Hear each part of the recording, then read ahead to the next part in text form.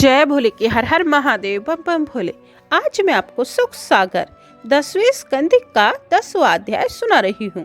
बोले अस सुखदेव मुनि भूपति सुचित धार, यमला अर्जुन उद्धार की कथा सह विस्तार। सुनी।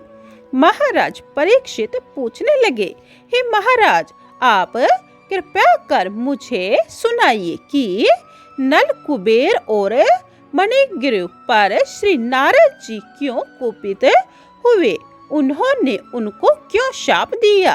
श्री सुखदेव जी बोले, हे राजन, आप चित्त देकर सुनिए, मैं इस कथा को पूर्णतया समझाकर कहता हूँ। नलकूप और मणिग्रीव दोनों कुबेर के पुत्र थे।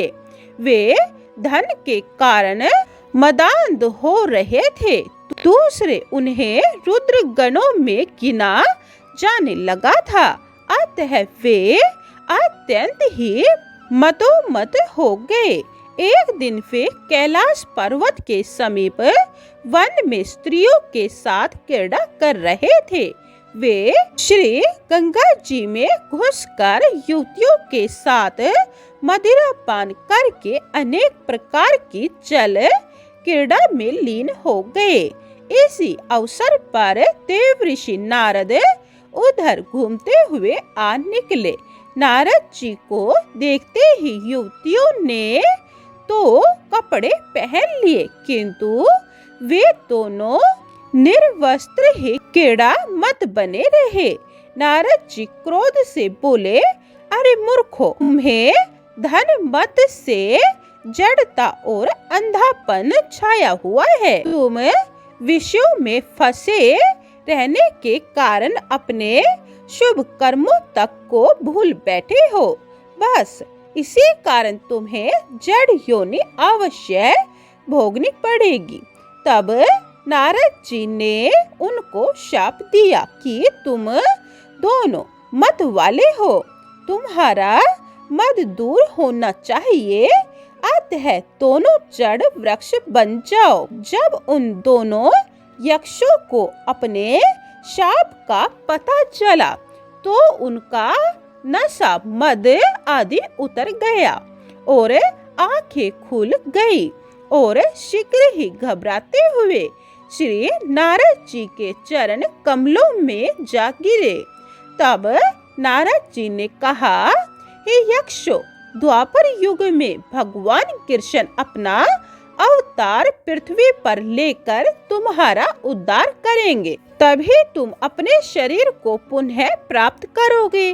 श्री सुखदेव जी बोले कि इतना शाप देकर नारद जी तो देवलोक को चले गए और वे दोनों यमलार्जुन वृक्ष रूप में हो गए।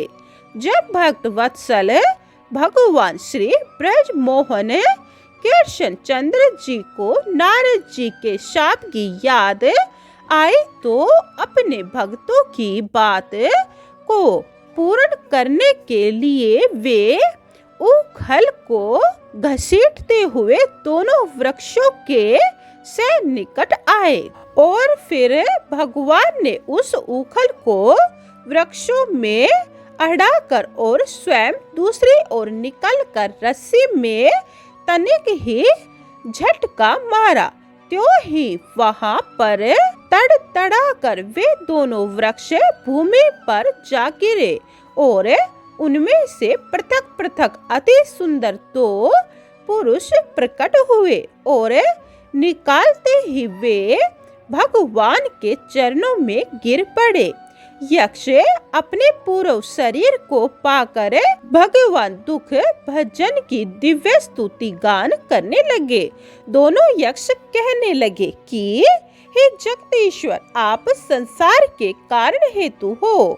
अव्यक्त रूप होते हुए भी व्यक्त रूप होते हो। आप योगेश्वर के भी ईश्वर हो।